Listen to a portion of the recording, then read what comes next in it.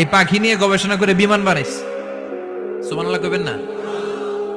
আমরা বানাই নাই, আমরা তো খোঁচাখুচিতে ব্যস্ত, আমরা আছি ফতুয়া নিয়ে ব্যস্ত। তুই 20 কারণে কাফের, তোর চাচা 90 কারণে কাফের। তোর চাচা মরলে যেই জায়গায় কবর দেয়া হবে, ওই কবরের মাটির উপরে যে ঘাস উঠবে, ওই ঘাস যে গরু খাবে, ওই গরুর দুধ যে খাবে, ও কাফের। আছে না নাই? খালি কাফের ফতুয়া দেয় ব্যস্ত। আমরা ফতুয়া নিয়ে রইলাম, আর ওরা সব আবিষ্কার করে ফেললো। উইলবার রাইট আর অরভিল রাইট, এই দুই ভাই 1903 সালে এই বিমান আবিষ্কার করেছে এই আয়াতের উপর গবেষণা করে। আওয়ালাম ইয়ারা ইলা তয়ির, ওরা কি পাখি নিয়ে ভাবে না? আমাদের তো ভাবার সময় নেই, আমরা আছি মদ নিয়ে আর নারী নিয়ে আর জুয়াবাজি নিয়ে। চিল্লায় বলেন ঠিক কিনা? এমন অনেক মন্ত্রীদের হোটেল আছে যেখানে পতিতালয়ের আড্ডাখানা। চিল্লায় বলো ঠিক কিনা? মুসলমান রাজ মদ আর নারী নিয়ে ব্যস্ত, আর ইহুদি খ্রিস্টানরা আমাদের সব ঐতিহ্যকে ধারণ করেছে। Wilbur right or will write গবেষণা শুরু করে দিল। পাহাড়ে শুয়ে শুয়ে দুই ভাই খালি পাখির ছবি আঁকে, কেমনে পাখিগুলো টানা ঝাপটা মেরে ওঠে, কেমনে নামে। গবেষণা করতে করতে করতে প্লেন বানায় ফেললো 1903 সালে। আজ থেকে 100 বছর আগের স্টোরি শোনাচ্ছে আপনাদের। তখনকার বিমান এখনকার বিমানের মতো ছিল না। আপনি দেখবেন যে শুরুতে বিমান কেমন ছিল। শুরুতে ভাঙ্গাচুরা দুইটা পাখা নিয়ে একটু উড়ে আবার ধপাস করে পড়ে, কিন্তু আশা হারায় নাই, আবার উড়ে ধপাস করে পড়ে। আমেরিকাতে সুবিধা করতে পারেনি। ফ্রান্সের এক কিং তাদেরকে ডোনেট করেছে বিপুল অঙ্কের টাকা দিয়ে। তারা প্রথম ফ্রান্সের একটা শহর থেকে আরেকটা শহরে পৃথিবীর প্রথম প্যাসেঞ্জার প্লেন নিরাপদে ল্যান্ড করেছে। মানুষের উড়ার স্বপ্ন সফল হতে শুরু করলো। এখন বিভিন্ন ধরনের বিমান একটার পর একটা শুরু হয়েছে। এই পৃথিবীর সবচাইতে দ্রুতগামী যে বিমানটা আগে ছিল, নাম ছিল কনকর্ড, যাত্রীবাহী বিমান। এটার পরে এখন একটা বাইরে হয়েছে বোম সুপারসনিক। কি নাম? Bomb supersonic. এত স্পিডে চলে, এই মাত্র দেখলেন এদিকে, এরপর দেখবেন নাই ওইদিকে। সুবহানাল্লাহ পড়েন। কি বিশাল বিশাল ডাবল ডেকার গুলো নিয়ে শূন্যে উড়াল দেয়। A3 এয়ার বোয়িং A380 বর্তমান পৃথিবীতে সবচেয়ে বড় প্যাসেঞ্জার বিমান। কার্গো বিমান তো এগুলোর 7-8 ডবল বড় হয়। I'm talking about the passenger plane A380। 525 জন যাত্রী নিয়ে এটা শূন্যে উড়াল দেয়। 525 জন যাত্রী, কেবিন ক্রু, পাইলট, বিমানের ওজন, খাবার দাবারের ওজন, ফুয়েলের ওজন, 525 জনের লাগেজ টাগেজের ওজন, এই সব নিয়ে শূন্যে উড়াল দেয়। সুবহানাল্লাহ কইবেন না? এই বিমান আবিষ্কারের আগ পর্যন্ত গোটা বিশ্বব্যাপী সব দেশে দেশে ছিল সেনাবাহিনী আর নৌবাহিনী। বিমান আবিষ্কার হওয়ার সাথে সাথেই শুরু হয়ে গেল বিমান বাহিনী, এয়ারফোর্স, মিলিটারি। এখন বোম সুপারসনিক বানায়, এখন ড্রোন হামলা করে, এখন মিসাইল হামলা করে, এখন স্যাটেলাইট পাঠায়। আমরাও পাঠাইছি। কি নাম? Bangabandhu satellite. We launching the Bangabandhu satellite channel last year. আমরা বঙ্গবন্ধু স্যাটেলাইটও পাঠাইছি উপরে। সবকিছু পাখির উপর গবেষণা করে হয়েছে। চিৎকার করে বলেন ঠিক কিনা? এজন্য আল্লাহ ডেকে বললেন, গোলামরা কি পাখির দিকে তাকায় না? পাখির দিকে যদি নজর করে একটিবার তাকাতো, নাস্তিক আর নাস্তিক থাকতে পারতো না। এজন্য নাস্তিকদের জন্য এই সূরার ভেতরে ডোজ আছে, আই ওপেনার আছে। সর্বশেষ আল্লাহ একটা প্রশ্ন দিয়ে এই সূরাটা শেষ করলেন। প্রশ্নটা শুনবেন? শুনবেন সবাই?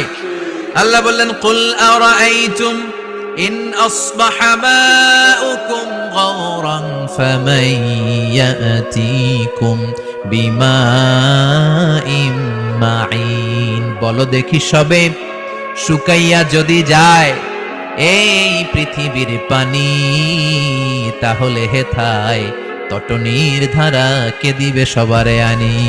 কে দিবে আনি? একদিন সকালবেলা ঘুম থেকে উঠছেন, টয়লেটে যাবেন, মুখ ধুবেন, স্কুলে যাবেন, অফিসে যাবেন, কাজে যাবেন, যায় দেখেন টিউবওয়েল চাপতেছেন, পানি নেই। ট্যাপ ছাড়লেন, পানি নাই। চোখের মধ্যে ময়লা, নাকে ময়লা। টয়লেটে যাবেন, পানি নাই। পুকুরে নাইমা দেখেন পানি নাই। বিশাল বিশাল মেশিন বসিয়ে মাটির নিচ থেকে ভূগর্ভস্থ পানি উঠানোর চেষ্টা করলেন, একটা পানি নাই। এক ফোঁটা পানি গোটা বিশ্বে কোথাও নাই। কে দিব পানি আপনারে? পানি সম্পদ মন্ত্রী দিব, ডোনাল্ড ট্রাম্প দিব, শেখ হাসিনা দিবে? কেউ দিতে পারবে? এক ফোঁটা পানি বানানোর ক্ষমতা আমাদের নয়। ঠিক কিনা? পানির বৈজ্ঞানিক নাম হচ্ছে H2O। কি নাম? এই দেশে H2 নিয়ে কত কথা আছে না নাই? হাইড্রোজেনের 2টা মলিকিউল, অক্সিজেনের একটা মলিকিউল। এই 2টা গ্যাস, হাইড্রোজেন আর অক্সিজেন, 2 গ্যাস একসাথে মিলাইলে কি হয়? কথা বলেন। মিঠা নদীর পাহানি আল্লাহ পড়েন তোমার মেহেরবানি সুন্দর ফুল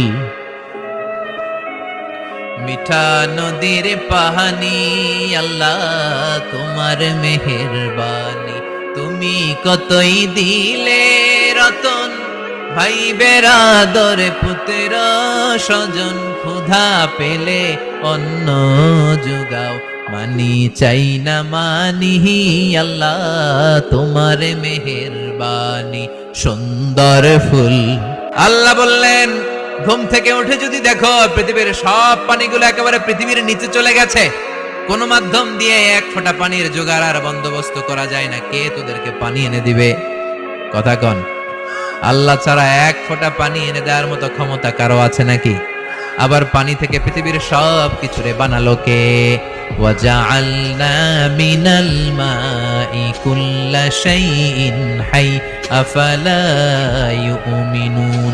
আল্লাহ বললেন পানি থেকে গোটা বিশ্বের সব আমি বানালাম, সব জীবিত জিনিস তৈরি হয়েছে পানি থেকে। এটা কোরআনের কথা, কার কথা?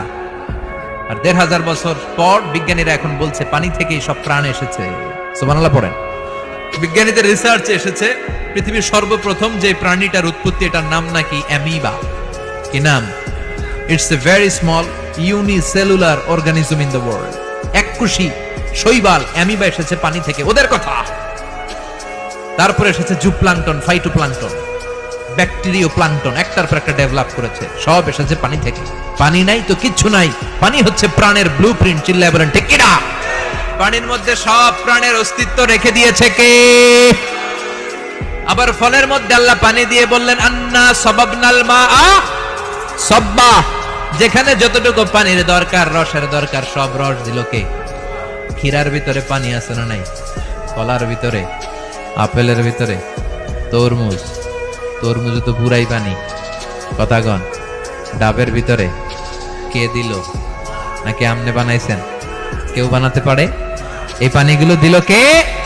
আবার আল্লাহ বললেন মারাজাল বাহরাইনি ইয়ালতাকিয়ানি বাইনাহুমা বারযাখুল লা ইয়াবগিয়ান ফাবিআইয়ি আলাই রাব্বিকুমা তুকাযযিবান।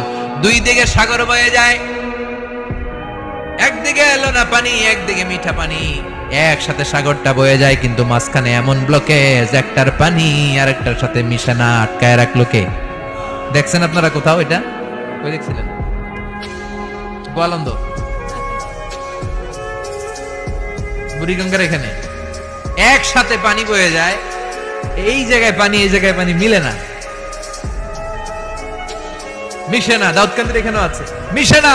এর কারণ এই পাশের পানি, এটা ডেনসিটি হাই, বেশি ঘন, এটা ডেনসিটি লো, এটা পাতলা, এটা টেম্পারেচার হাই, এটা টেম্পারেচার কম, এটা লবণ বেশি, এটা লবণ কম, দুইটা দুই পানি একসাথে বয়ে যায়, একটার সাথে আরেকটা মিশে না। এই কারিগরটা কে? চিল্লায় বলতে হবে কে? সেজন্য আল্লাহ বললেন গোলাম পানি দিয়ে আমি বানালাম, পানি ছাড়া বাঁচবি না, এজন্য সব জায়গায় পানির ব্যবস্থা করে দিয়েছে কে?